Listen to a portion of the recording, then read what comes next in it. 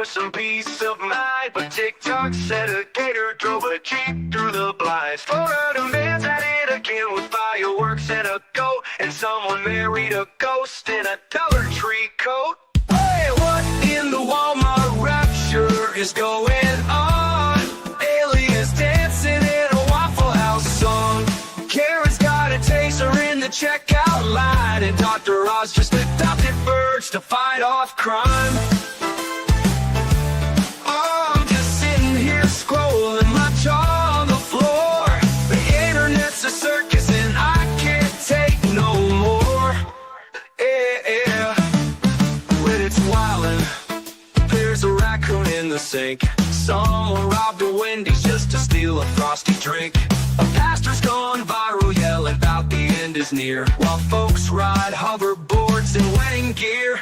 Hey, what in the Walmart rapture is this mess? Florida's a movie, but it's filmed in VHS. Someone fed meth to a squirrel named Dave, and now he's in a cage just throwing rave. I'm just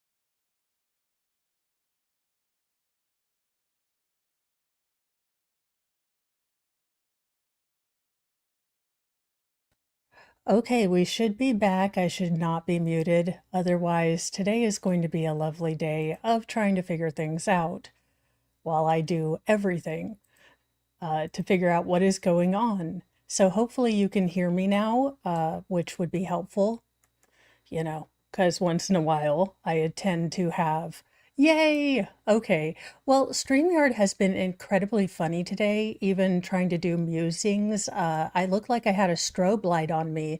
It was really weird. That being said, it is the 3rd of September, so hopefully everyone is doing great.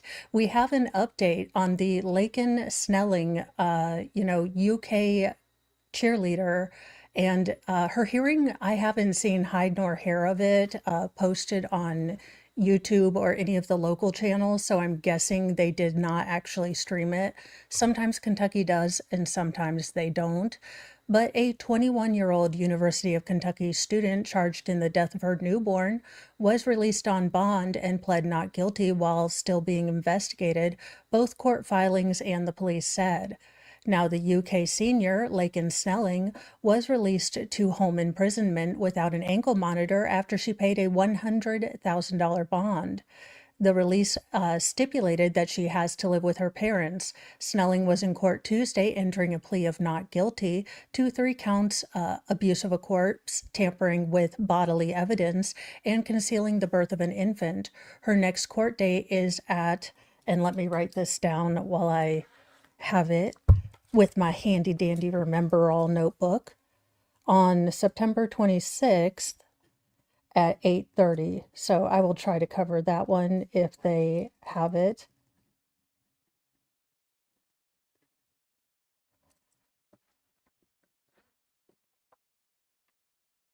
Squaw Bob, I don't know that anything has been released. I'm going to talk to Jedi Jess to see if she can pull the court documentation so I can at least read through those today and make a video about that. But I don't know any more than I was just trying to find the hearing. Now, officers were called just after 10:30 a.m. on August 28th to a house in the 400 block of Park Avenue after a caller reported that a child was unresponsive. Now, while clearing out the house, police officers discovered a newborn no longer living in the closet, swathed in a towel and left inside a black trash bag. Now, investigators said that Snelling identified herself as the baby's mother, and the affidavit admits she stated to giving birth and cleaning up the evidence of that after delivery. Now, police brought Snelling in last week, and she was booked Sunday, according to court records, and released Monday evening after posting bond. She entered court on Tuesday. a university spokesperson did verify that Snelling is currently a senior and that her name appears on the stunt cheerleading squad roster, but that's really the only information we have. Now, police haven't disclosed details of who reported the initial call to law authorities. Special Victims Section of the Lexington Police Department is investigating the case and it is ongoing. Now, the Fayette County coroner will determine the cause and manner of death in the baby. So there are a lot of unanswered questions, but it does seem like, we really need a lot more answers and a lot more kind of facts to make any opinion about this case. Now, in a what in the hell is and maybe it's Satan, but in a heartbreaking story, we have a dentist that did a red rum self-delete in Georgia. A dentist slaughtered his wife, budding classical musician daughter, 15, in a red rum / self deletion at the family's $1.7 million mansion. This is a breaking story, so we will probably have initial facts, but no idea as to the motive beyond speculation. A Georgia dentist whose primary goal was to make patients smile took the life of his wife and teenage daughter before taking his own life inside their $1.7 million home in a suspected horrible crime and tragedy. Police discovered the bodies of James Choi, 52, his wife Mayung, 52, and their daughter Grace inside the lavish country club home in the Atlanta suburb of Johns Creek Sunday afternoon. This tragic incident has deeply affected not only family and neighbors, but our entire community, Johns Creek Chief of Police Mark J. Mitchell said, according to 11 Live. We extend our heartfelt condolences to those impacted and ask the community to keep them in their thoughts during this incredibly difficult time. Now, officials have not disclosed the cause of death or released any further information regarding this incident to preserve integrity of the investigation and out of respect for family members dealing with this tragedy, the outlet reported. Now, James Choi was a South Korean native attending the University of Tennessee, Memphis, and most recently worked as a practitioner at Highland Dental in Swanee, Georgia, according to the office's website. His primary goal as a practitioner is to make each of his patients smile, which he pursued by treating them as he would his own family, which reads a little off with current news. The practitioner was described as enjoying golfing and spending time with his wife and daughter when he wasn't working. His daughter Grace was a sophomore at Mount Saiga Christian School in Johns Creek, and the school remembered her as a treasured and beloved student. We express our deepest condolences and heartfelt love, support, and prayers for Grace's extended family, wrote the school. Now, Grace Choi was an accomplished violinist at the school, performing at Carnegie Hall in Manhattan with True North Symphony on July 12th. We're completely heartbroken, Grace. You are so loved. You made us so proud, and you will always be an integral part of our fine arts family, said the fine arts department. Now, flowers and packages were left outside the front door of the Choi's home, according to video captured by 11 Live. That house, as big as it is only 6-bedroom and was constructed in 1996, costing $860,000. So, I mean, it's a huge house, but we never know what goes on behind people's, manicured front lawns and Instagram stories. So I suspect that there will be a lot more information that it will come out in the future about this case. Now, I'm trying to add more sports ball. That doesn't mean I actually know or understand what I'm saying, but I am trying to add more sports ball when it intersects or I find a story that looks a bit ridiculous, at least to me. It looks like Rafael Devers' homer sparked a wild, ejection-filled Giants and Rockies brawl. Now, I'm not allowed to show you the brawl, but it was all of them. It was their mom and them decided to get off the benches and have a fight. The Rockies and Giants might have shown the most fight they have all season in the first inning of Tuesday's game in Denver. after San Francisco star Rafael Devers hit a towering home run at Coors Field in the Giants' 7-4 win. The benches cleared with plenty of shoves being thrown on the field in a wild scene. Devers watched his homer and began trotting around the bases, and it seems as if the Rockies starter, Kyle Freeland, took exception, jawing at the slugger as he got past first base. Devers must have fired back as a first base umpire, Dan Bellino, tried to hold him back. Tensions rose and both dugouts emptied onto the field, with Giants star Matt Chapin and Willie Ames throwing shoves at Freeland despite umpires trying to prevent things from escalating. I don't know why he got like that, Devers said of Freeland after the game through an interpreter, according to San Francisco Chronicles. I didn't do anything wrong. I mean, I did the same thing I do every time I hit a home run. Well, I mean, maybe he was mad. Who knows? Freeland, Ames, and Chapin were all ejected. The Rockies star called Devers' home run trot extremely disrespectful for some reason. Extremely disrespectful to show me up like that in the first inning after hitting a home run, standing there watching it take your sweet time to get down to first base. I've been in this league quite some time, and I know he has as well. I just find that extremely disrespectful. He had had enough that day. This was his snapped episode. He just had it with the sass. That being said, it looks like it got him ejected, so great strategy. I have no idea. Well, in pop culture news, Jack Osbourne has slammed pathetic Roger Waters after the Pink Floyd founder trashed late legend Ozzy Osbourne. Yeah, there are some sacred cows that maybe it's too soon to make fun of people, especially when it is so recent. Yeah, the family may not appreciate it and they might go ape on you. The battle of the band continues. Jack Osbourne took to social media on Tuesday, September the 2nd, to slam Roger Waters after the Pink Floyd founder ridiculed Ozzy Osbourne in the wake of his shocking death.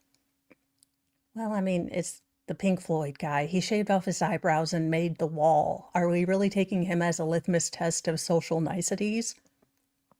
That being said, don't be a dick to someone who just lost their father. I mean, just don't. Ozzy Osbourne, who just died, bless him in his whatever the state he was in his whole life, was something that Waters 81 told The Independent Inc. during an interview last month. We'll never know. The music, I have no idea. I couldn't give a fuck. I don't care about Black Sabbath. I never did, said the comfortably numb bassist. I have no interest in biting the heads off chicken or whatever they do. I couldn't care less, you know.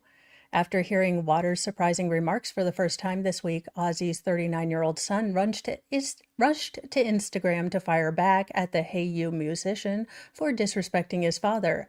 Hey, at Roger Waters, F you, how pathetic and out of touch you've become. The only way you seem to get attention these days is by vomiting out bullish in the press. My father always thought you were a blank. Thanks for proving him right.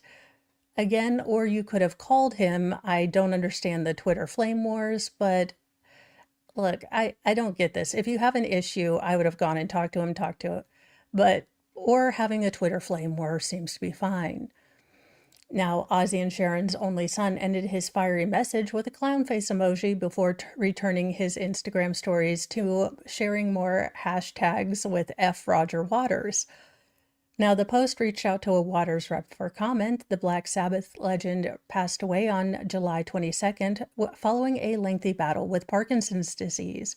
Sharon, Jack, as well as Ozzy's children, Amy, Kelly, Lewis, all shared the devastating news in an emotional statement to the Post. It's with more sadness than mere words that can convey that we have to report that our beloved Ozzy Osbourne has passed away this morning. Yeah, look, I mean, you don't have to like the guy, you don't have to be a fan of his music, but you don't have to be a dick to him right after he dies. That being said, it seems like this guy has a history of douche canoe behavior. I don't even know what to make of this story. Again, this isn't a generally political channel, but this just struck me as funny. An LA tow truck driver has been arrested for trying to steal an ICE agent's vehicle as they were struggling to detain a TikTok influencer. I mean, It just has all of the crazy. Yeah, probably. A tow truck driver was arrested after allegedly laughing and filming himself while towing away an ICE vehicle as agents struggled to detain an anti-ICE TikTok influencer in the country illegally. Bobby Nunez, 33, was nabbed on Tuesday after he interfered with federal agents in downtown Los Angeles on August 15th as they attempted to arrest 23-year-old Tatiana Malifa Martinez, an undocumented immigrant from Colombia, according to a federal criminal complaint.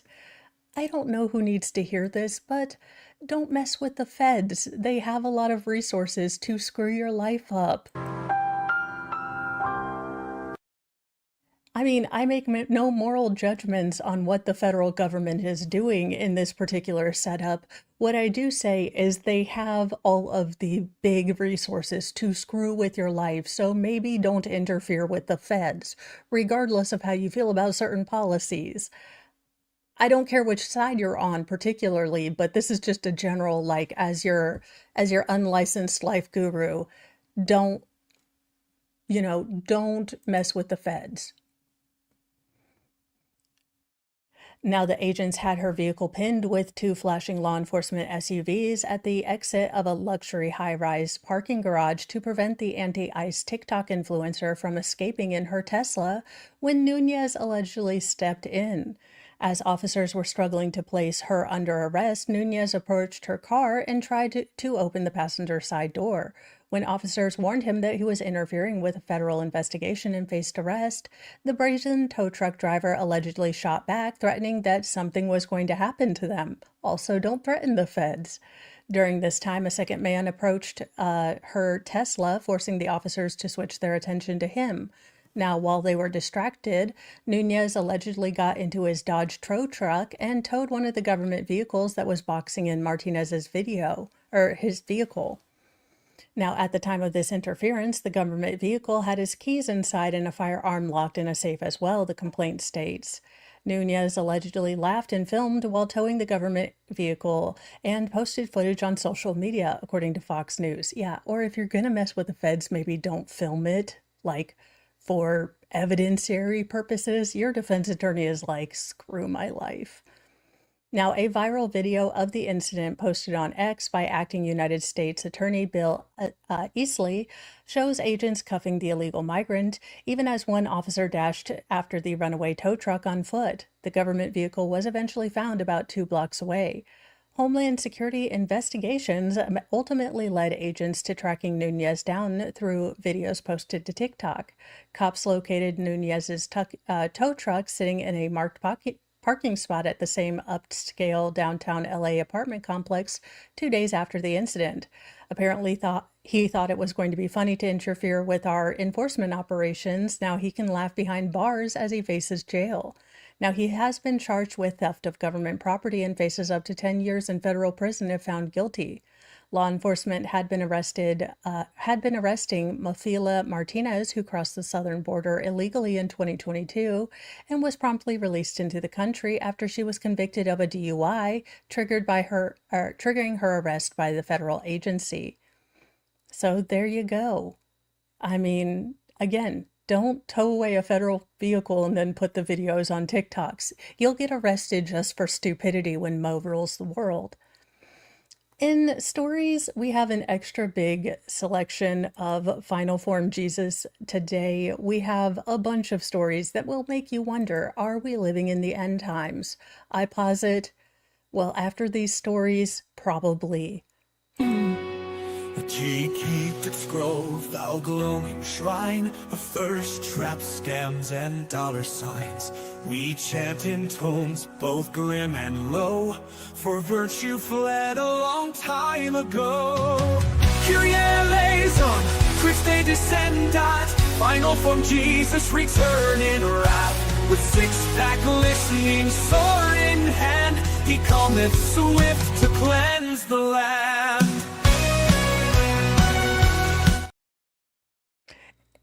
And good morning to you, Kathy and Dan Davis. Welcome, welcome. Cardi B, her jury reached a verdict in a $24 million civil assault trial. Again, I never thought I would say Cardi B, the most interesting thing to happen to LawTube. Cardi B has emerged triumphant in Los Angeles after being found not liable for an assault and battery in a civil case against her. Now, on Tuesday, a unanimous jury decided against requiring the WAP rapper to pay any damages in the $24 million case brought by a former security guard.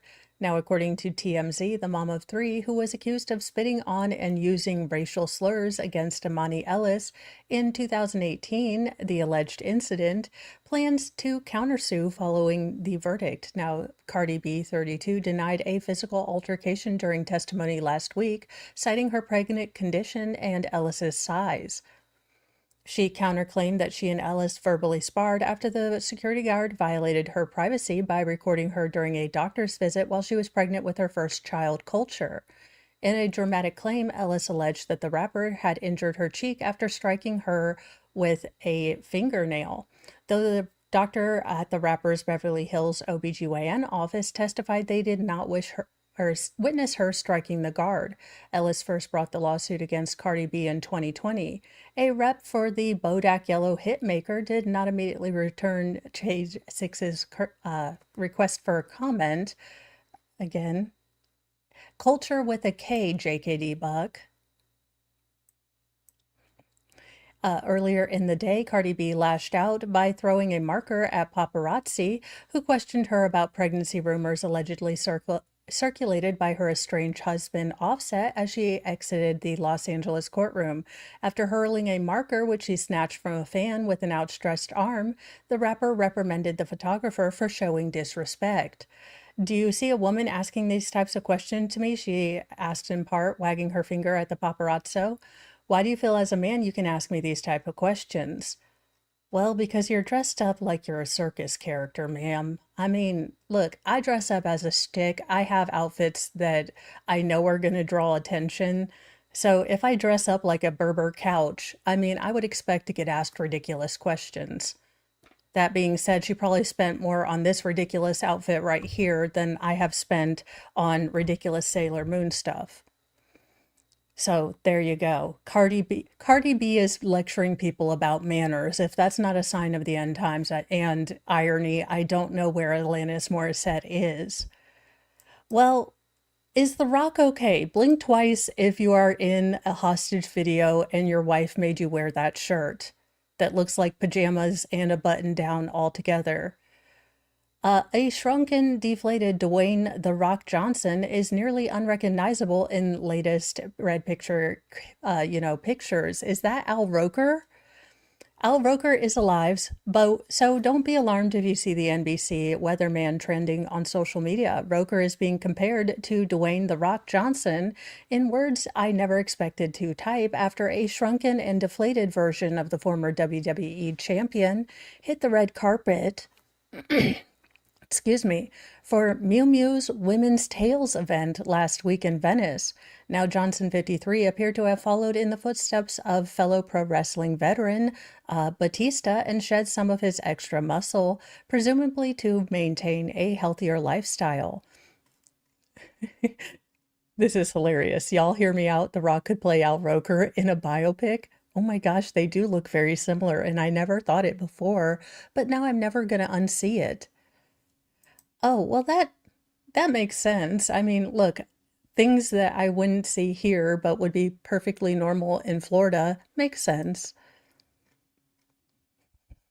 I guess everyone's a whole lot confused. I'm not, he's still an attractive man. I'm a little confused by the shirt, but I wouldn't say no to either. If I were in a different life and we were both single, either version would work for Mo. Dave Batista though confused me, like, cause I can like The Rock doesn't confuse me, but this Batista photo, he looks like my Aunt Janet with a beard. And I don't have an Aunt Janet, but if I did have an Aunt Janet, that's what she would wear. So I have more questions about Batista than I do about, you know, The Rock at this point. Now, Johnson has been making the media rounds in the recent weeks to promote his new Smashing Machine movie, which received a 15-minute standing ovation when it premiered overseas, leaving The Rock in tears. So it is expected to hit theaters over here in the US on October the 3rd, 2025. He also is filming San Andreas 2 and Fast 10 2. Okay, San Andreas 2, the funniest laugh my boobs off line I have ever heard in a movie that was supposed to be a serious, like uplifting line was at the end of San Andreas when The Rock and his wife and the daughter, stand there above the destruction that is all of California and they're like, we're gonna rebuild. And I'm like, you have got to be kidding me. This is the dumbest thing. They have to make a second one. And they are. So it is like my life is complete. It's like Hollywood knew the absolute cringelarity I needed, and they are providing me with San Andreas too, because sure. Well, she was naked and other stuff when she was arrested, as you are this is an LA centric kind of final form Jesus, which may be, picking fish in a barrel, but Cops arrested a naked woman after a 4-hour standoff in Los Angeles with a dog in her car. Oh God, please don't be doing anything degen with the dog. Cops arrested a naked woman after a brief chase and a 4-hour standoff in the streets of West Hollywood Tuesday morning. Now, police pursued the alleged birthday suit bandit after locals reported an assault involving a screaming nude woman and the LAPD. The woman, whom police did not identify, took off in a Ford Bronco. A Ford Bronco, you say? That's it. We must find, this is what we are watching on Friday with Shizzy. I am making an executive decision. So I am going to mark that because I need to send this to Shizzy so we can have that for Friday. For Friday. Look at me being all forward planning and stuff. I'm so proud of me. I only, recorded an entire musing where I didn't have my mic on. Now, police allegedly pursued the birthday suit bandit after locals reported her, well, nude. Now, the police quickly surrounded the Bronco, but the woman refused to get out for almost 4 hours and at one point hurled a hammer out of the car window. Yeah, because, I mean, who wouldn't? Now, mental health experts were deployed to the scene and officers laid down spike strips to keep her from driving off. Eventually, she climbed out of the window of the Bronco, still nude. The officers wrapped her in a white sheet and took her into custody without further incident, the LAPD said. As you do. An officer at the scene said that the woman had decided to surrender to cops when they've threatened to bombard the car with tear gas. The standoff came less than 2 weeks after another high-profile naked romp in North LA. Lil Nas X was spotted wandering the street in tighty-whities and allegedly attacked police officers. I mean, there you go. Why not? Just drive nude. Look, I don't know what to make of this story, but here, y'all. Conjoined twins Abby and Brittany Hansel had dressed viral photos of them holding a newborn baby. I have only 983 questions. All of them would probably come out really, really interesting. Baby makes three. Conjoined twins Abby and Brittany Hansel shared a TikTok on Saturday about the recent viral photos of them holding a newborn baby. Now, the video featured pictures of the 35-year-olds carrying a child in a stroller set to the 1993 Dr. Dre song, Nothing But a G-Thang. In the caption, the twins wrote blessed, followed by hashtags for their names, as well as sisterhood and respect, but the video only left fans more perplexed.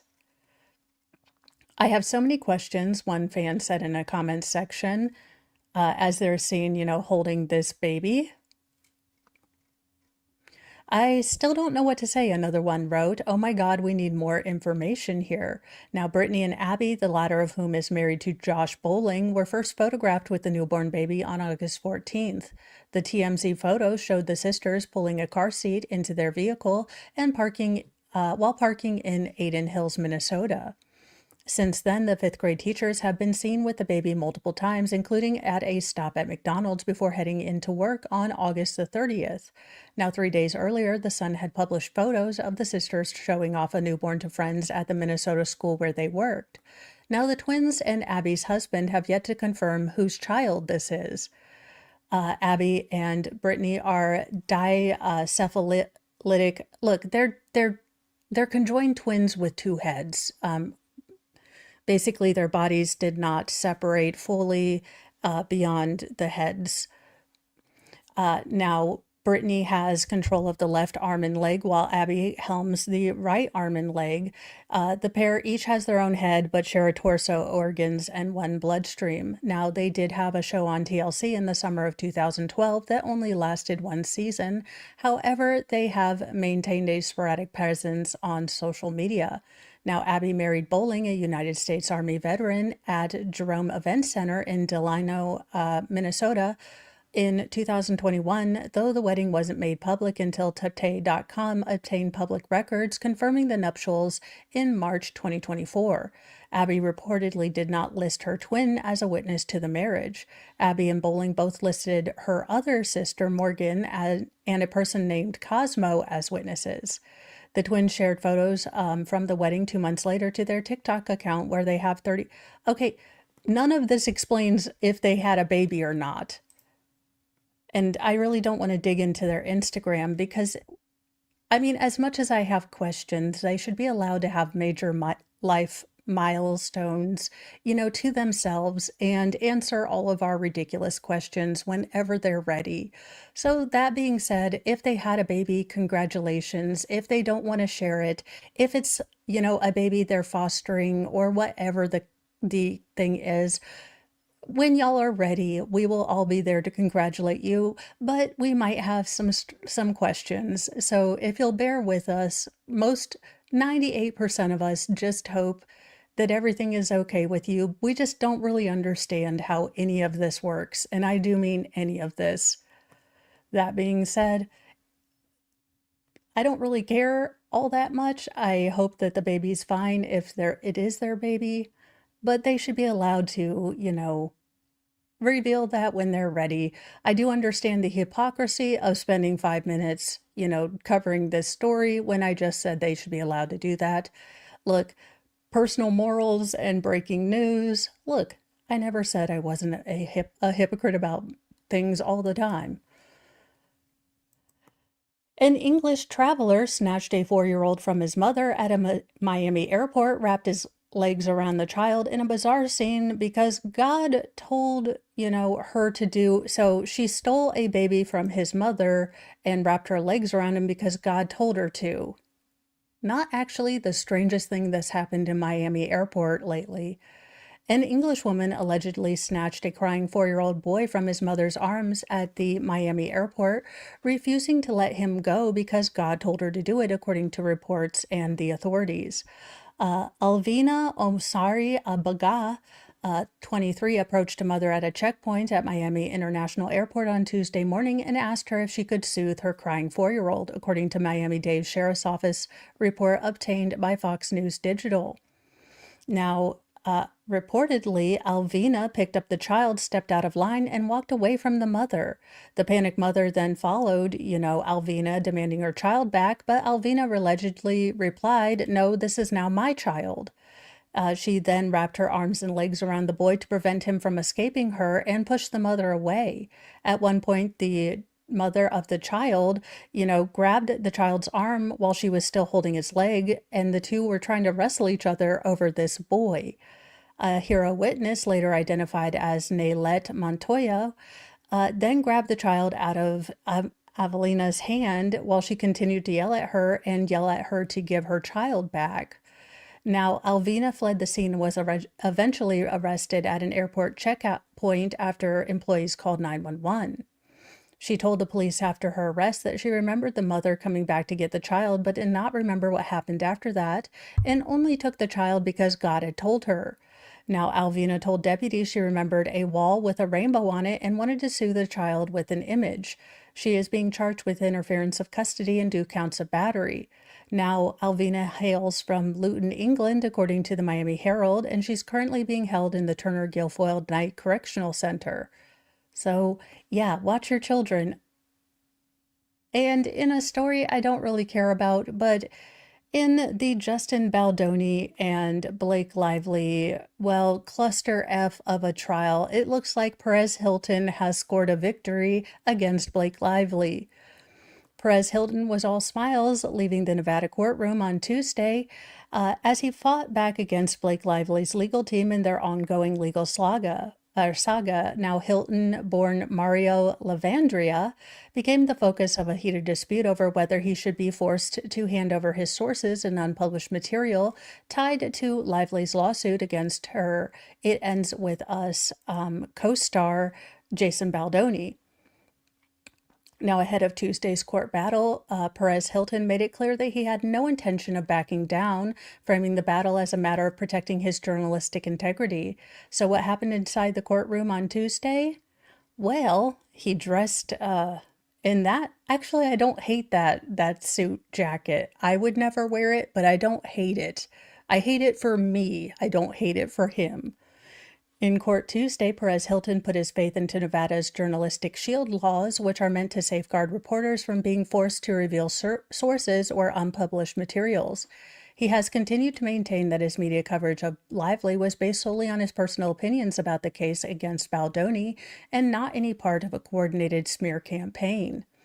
Now, Lively's legal team countered that Hilton shouldn't be afforded the same protections as traditional journalists, as they claimed it is well known that he is a gossip star, not a newspaper. This isn't just about me, he previously told The Blast about the subpoena. It could potentially impact journalists all over the country, especially as more leave traditional media and go digital only. Now, the stakes were high in Tuesday's hearing, and The Blast was there as the drama played out. As reported earlier today, following the 45-minute delay, the judge unexpectedly cleared the courtroom to conduct a private review of a privileged paper. Left inside were only Perez Hilton and the judge. After nearly an hour behind closed doors, Perez Hilton exited the courtroom and addressed the media, framing the outcome as a personal victory, even if the process is far from over. If Blake Lively wants to continue this awful subpoena requesting my privileged and protected information of me and you, it's going to be a very long process, Hilton said. That's basically what the judge said today. It's not something that's going to be quick. Now, Hilton explained that while Lively's attorneys argued for a speedy resolution, the judge set in motion a far more complicated process. I view that as a win because our lawyer said in court today, we want this resolved quickly, and I wanted that as well until I found out I can have her pay for all the work it would take to compile a detailed privilege log, which is what the judge is requesting as this first step.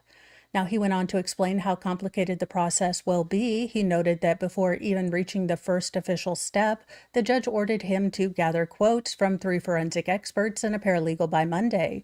The judge will then assess the fairness of those estimates and force Blake Lively to pay for them if she wants this privileged log. Hilton added, and even just that is not going to be quick. The estimate by Monday, then compiling the privilege log, might take weeks or months. Now, despite admitting that the ordeal has worn him down, Perez Hilton made it clear he's not backing away from the legal battle. I want to be done with this, he admitted, saying he's tired of the constant back and forth. Still, Hilton insisted that he's willing to press on for a bigger cause. I'm willing to keep fighting and to keep the process going because that's what's right for journalists to do.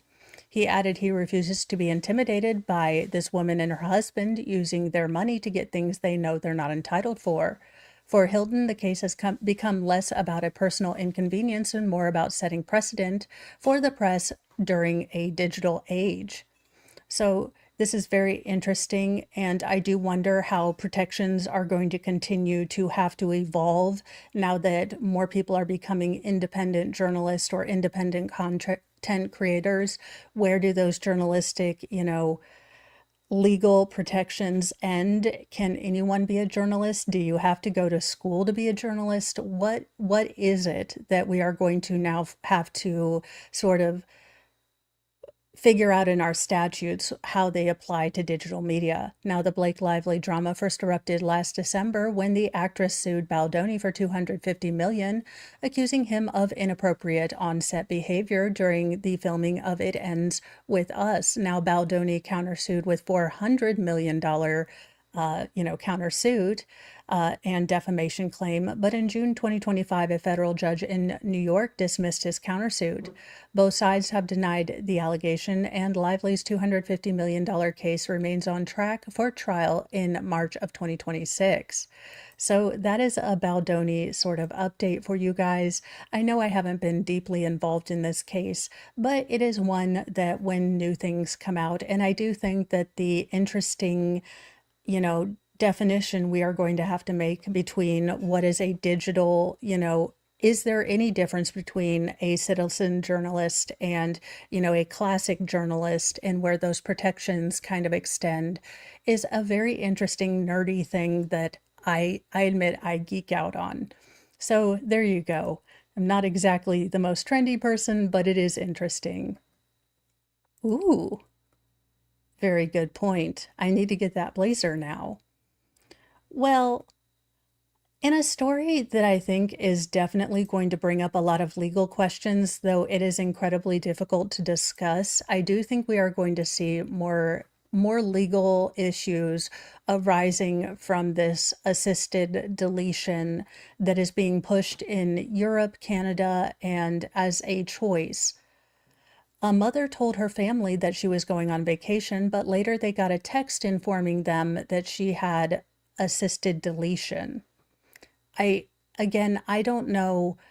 Ethically, I don't know where I stand on, people making their own choices with this. I think it would have to be a very personal thing, and you have to and it's such a personal thing that I think that it has to be down to each and everyone's personal choice on this. So whatever I want to pontificate about my own thoughts, it's so deeply personal that it's kind of hard just to opine.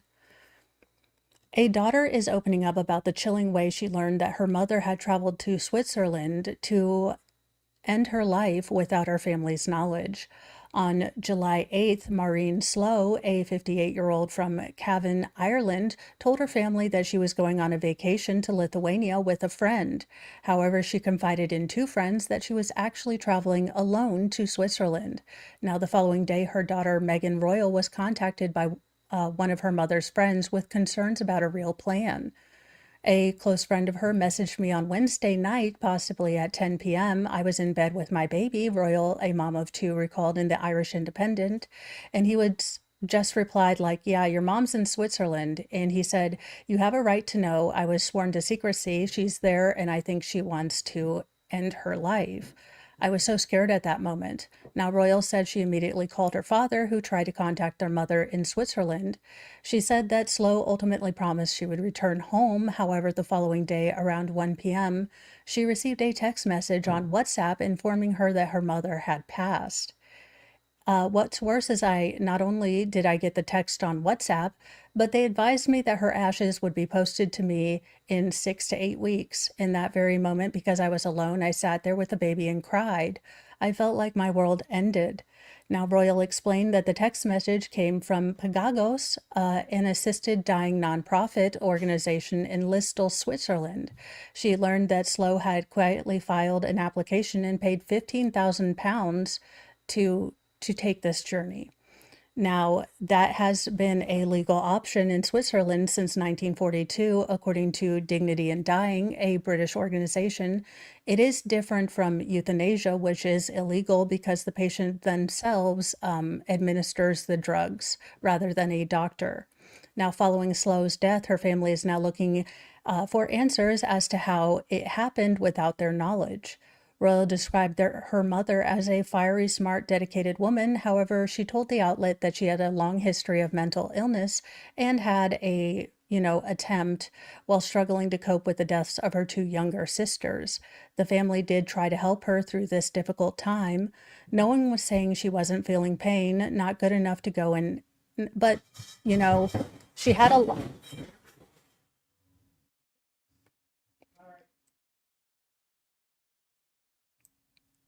Construction is going well this morning.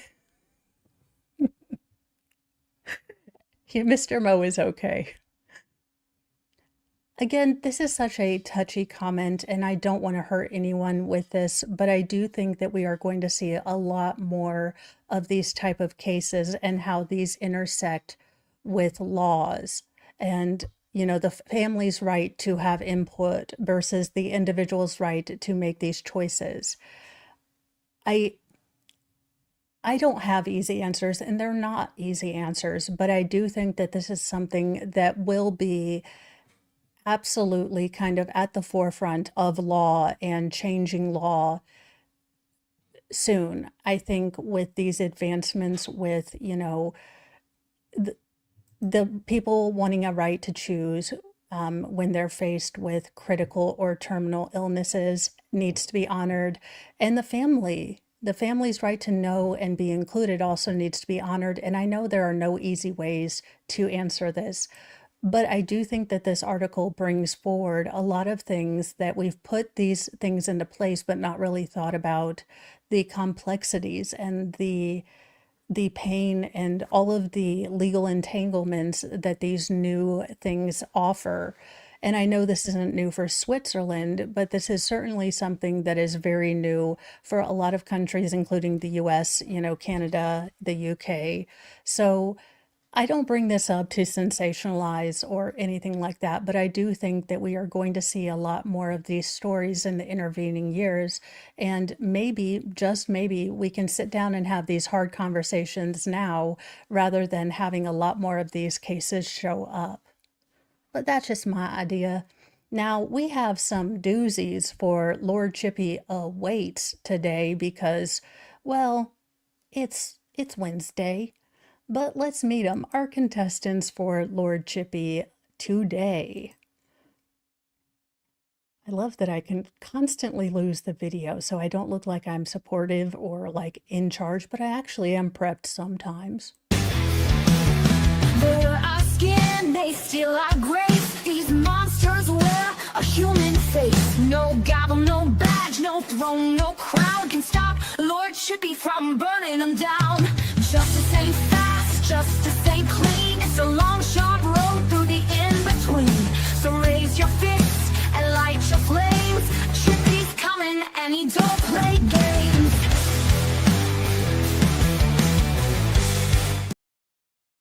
All right, so a New Jersey man has been indicted in the beating of a dad who his family says was just, you know, trying to protect his baby girl when he passed away. A grand jury has indicted a Cumberland County man on charges that he took the life of another father after a dispute involving their teenage children. Eric D. Hanna, 55, of Vinland, is accused of taking the life of Louis Gust Serbiak, 54, of Millville during an April 20th brawl at the Hanna's residence. Now, Hanna's 17-year-old son is also charged in the death. The father and son struck Serbiak with a metal bat and a large flashlight after the victim went to their residence to confront the younger Hanna for allegedly laying hands on his daughter earlier that day. So dad goes over there because she learns he is told by daughter that boyfriend laid hands on him. Boyfriend and father, or boyfriend's father, beat the tar to death out of the girlfriend's father. Now, Guy Serbiak's obituary described him as a legend, stating that his death is just one more myth that will define his legendary life. In his final act, Serbiak laid down his life to do what he does best, to protect his family, to protect his baby girl, the obituary said.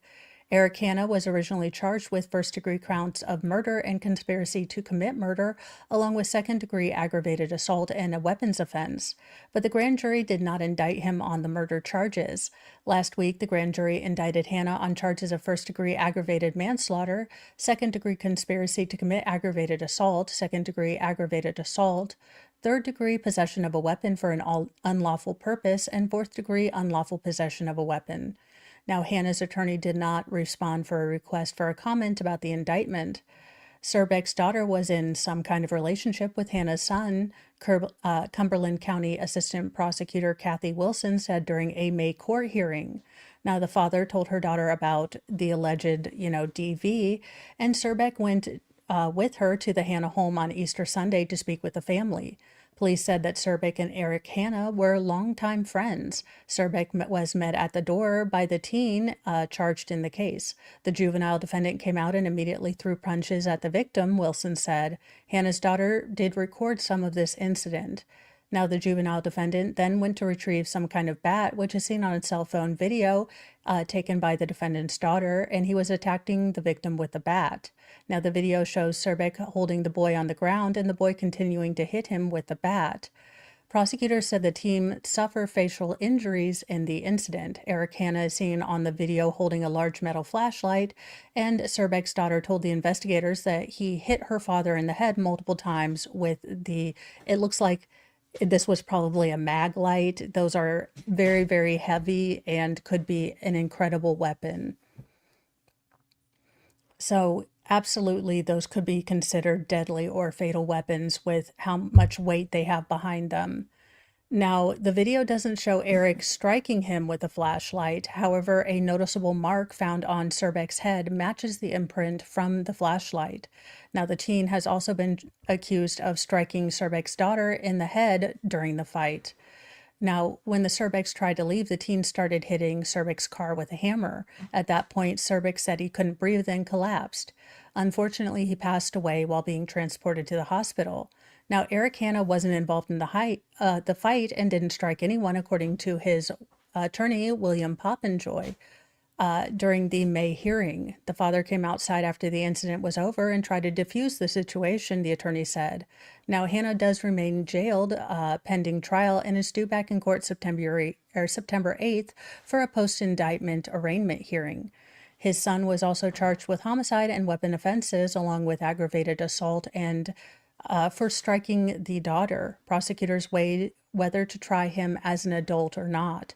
Now, at the time of the incident, the elder Hannah was already on pretrial release in another unrelated case involving charges that he possessed crystal and ghost guns, which are firearms without serial numbers. Now, weapons recovered from his home in that case included 2 shotguns and a rifle. He was also charged with possession of large capacity ammunition magazines. He was indicted on 5 counts in that case and entered a plea of not guilty on those charges. But this looks like a case, and I hope it's streamed because this is insane. Now, I hate drunk drivers. I don't like them. I hate it. I think it's one of the most selfish, entitled crimes that anyone could ever do, because you know that you are messed up and getting behind a potentially dangerous weapon. A 6-year-old boy was left mangled by a minivan that plowed through a Pennsylvania festival as an intoxicated female driver has been ID'd. Yes, Daryl Brooks' life partner, his Harley Quinn, if you will, has been found. Put them both in a cell and never let them drive again. An erratic driver who plowed through a Pennsylvania festival while she was allegedly under the influence left a 6-year-old boy critically injured with extensive injuries, including a broken jaw and lacerated spleen, officials said on Tuesday. Now, the driver has been identified as 37-year-old Elizabeth Ann Bohr and was allegedly speeding past multiple barracks in a red minivan and careened down 5 blocks of stalls while at the Kipona Festival in Harrisburg that was happening over Labor Day weekend. During her out-of-control rampage, she struck 3 people, including a wheelchair-bound woman and a man who tried to stop the car, along with this young boy, sending all 3 of them to the hospital. The boy suffered a fractured pelvis, broken jaw, lacerated spleen, and 2 broken ribs, according to a criminal complaint filed Tuesday. He is still in critical condition. Now, the other 2 adults are stable but injured. At the scene, she was belligerent and aggressive toward officers surrounding her minivan. She was taken to the hospital after authorities observed that she appeared to be out of it and gave verbal and visual indicators that she was under the influence. Now, her minivan, adorned with stickers that read, "Hella kids up in here," was nearly totaled at the end of her berserk blitz through the festival. The airbags had actually, deployed, and the hood was dented with one headlight nearly shattered completely. I mean, what a dunce. Now, horrified witnesses said they had no idea that the car was heading toward them until bystanders started screaming and scurrying out of the way. This car came flying down through here fast, no yelling or anything, just flying through this. Lolly Bouviard, a vendor at the festival, told ABC 27. Harrisburg Mayor Wanda Williams assured that she will be working with city law enforcement and public works along with festival organizers to better ensure that Harrisburg events will never be overshadowed by fear again. Let me be clear, Harrisburg will not tolerate reckless disregard for human life. Our police and emergency responders acted swiftly and courageously, and the individual responsible is now in custody. Justice will be pursued to the fullest extent of the law, Harrisburg Mayor Wanda Williams said in a statement. Now, she is being held at the Dauphin County Prison on a $350,000 bond. She faces 9 counts total for charges including aggravated assault by vehicle, recklessly endangering another person, and driving under the influence, according to Harrisburg police. The Capona Festival has been held in Harrisburg every year since 1916, and it started as a simple water carnival and has since advanced to a full-on palooza complete with vendors, rides, performances, and all in recognition of the nation's or the region's Native American heritage.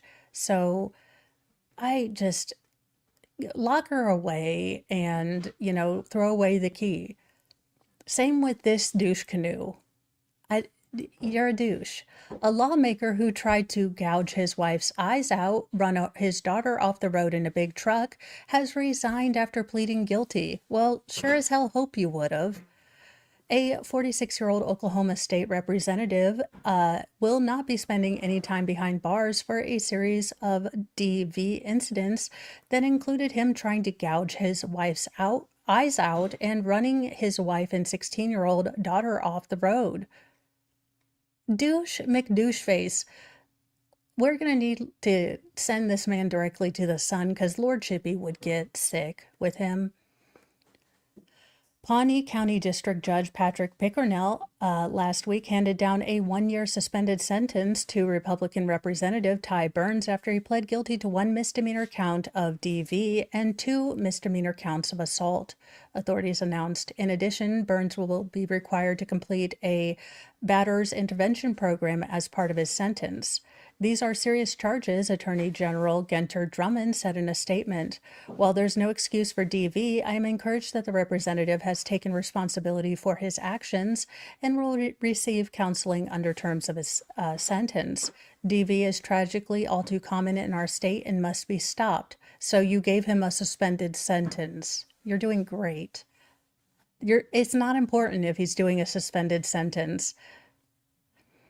The Office of the Attorney General took on the case against Burns filed in November 2024 and April 2025 after Pawnee County District Attorney Mike Fisher recused his office from prosecuting Burns. After formally pleading guilty to all criminal charges, Burns resigned from the legislature effective August 1st. It is in the best interest of the people I serve in House District 35, and most importantly my family, to step down from my position, he said in a statement. I take full responsibility for my actions, and I'm going to counseling with my family. Although not an excuse for my actions, I am receiving intensive treatments for issues from military service that I have long ignored as a problem.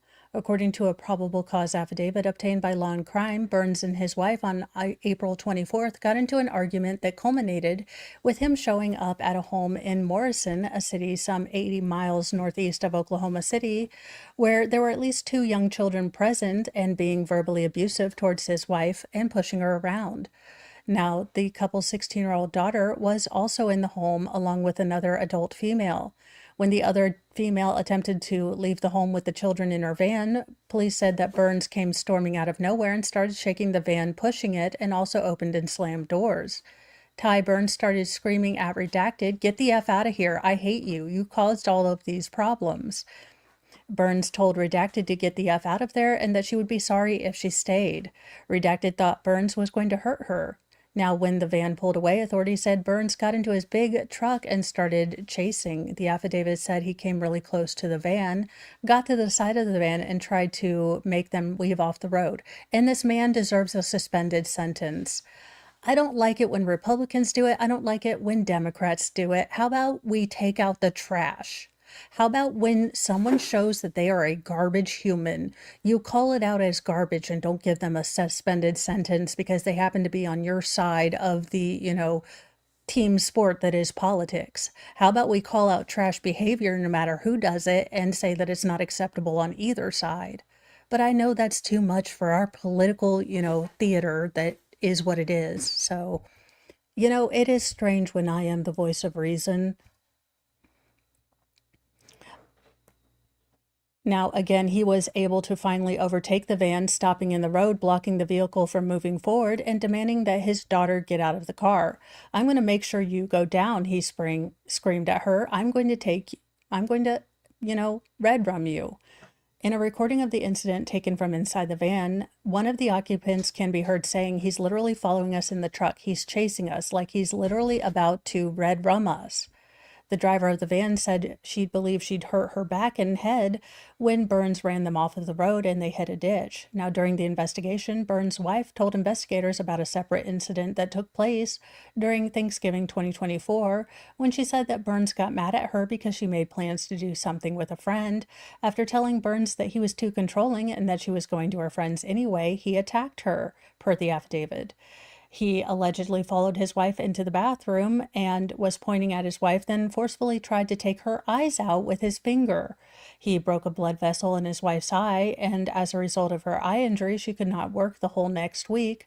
A family friend confirmed to have seen Burns' wife with the eye injury too. So, miss me with this, he gets excellent counseling, because as someone who's been in a relationship with someone going through the parole counseling that they give you, it is nothing more than collecting money for fees and doing some worksheets.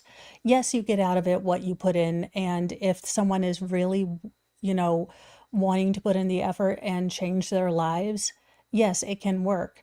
But it's more important to the, justice system that we get those fees in on time. And if you think that's not true, have someone who's a little late on their fees get their parole revoked when they've done everything right and have no other reasons. The county wants their fees. So yeah, if he's going to actually get real good therapy, but he still needs to go behind bars because this is not acceptable. It's not acceptable if he's conservative, libertarian, Democrat, Republican. I don't care. None of it's acceptable. He needs to be in jail. I know this is not a political thing, but it pisses me off when we decided to play team sports to excuse stupid and evil. But that has been Lord Chippy in a nutshell.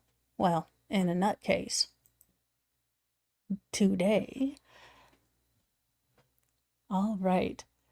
In an odd but kind of heartwarming story, so it kind of fits right in here. An 18-year-old was just a frozen embryo when he was rescued from Katrina. He also has a twin who is 25 or 21. Noah Markham was in New Orleans when Hurricane Katrina hit. He just wasn't born until 2 years later. "I was there, but wasn't there at the same time," Noah, who is 18, tells People in an exclusive interview for this week's issue. "All the storms after that I was there for, though." If that sounds like a strange read, it's because it's a very strange story indeed. Noah's early life is complicated, headline-making tale of how an embryo was saved during a hurricane and then became a person. Now a young man, he's recently started a new chapter as an Army private first class, plans to follow in his father and grandfather's military footsteps.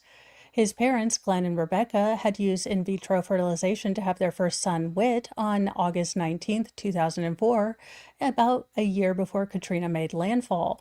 Now, 5 more embryos were stored at a fertility clinic in New Orleans in case they ever wanted to have siblings.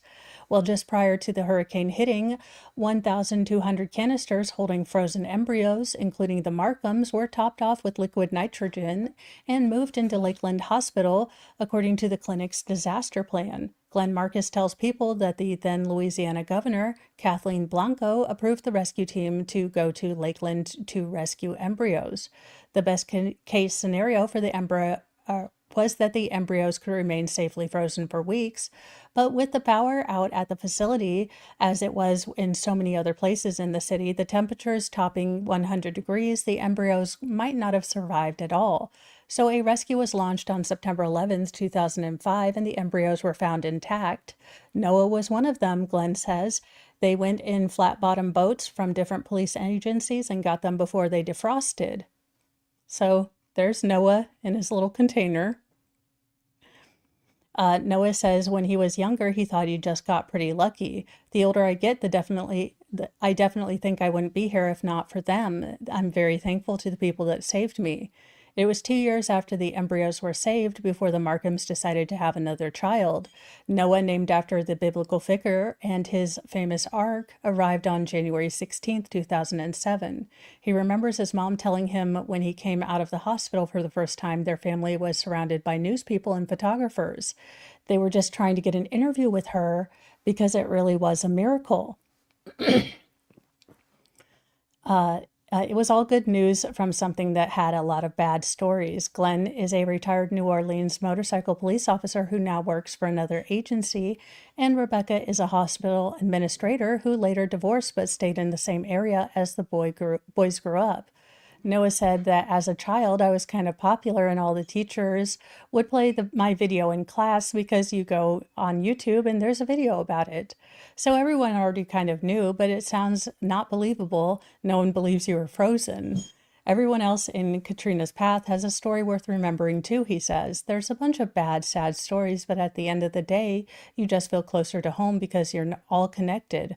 My grandparents lost everything, including a self-playing piano that was my dad always talked about and misses.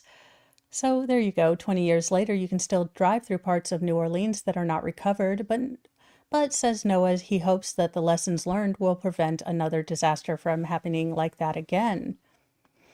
He graduated from Covington High School in the spring and went to basic training on May 18th at Fort Jackson, Relaxin' Jackson in South Carolina, and at Fort Lee outside Richmond, Virginia, where he's studying to be a mechanic. Noah and Whit will both be serving at the same base, Louisiana's Fort Polk, when Noah graduates in December. Here's one more unusual twist to the story. He considers Whit his twin because they're from the same set of embryos despite their 3-year age difference. That's the hardest thing to explain to people. Noah says, I've been on this earth more than 21 years, but technically I've only been born for 18. He's excited, he says, to serve his home state and plans to live there for the rest of his life despite his precarious start. Property and items are replaceable at the end of the day. As long as you stay alive, that's all that matters. Very big wisdom. Things I never would have thought would be an issue, but now I'm suddenly terrified of.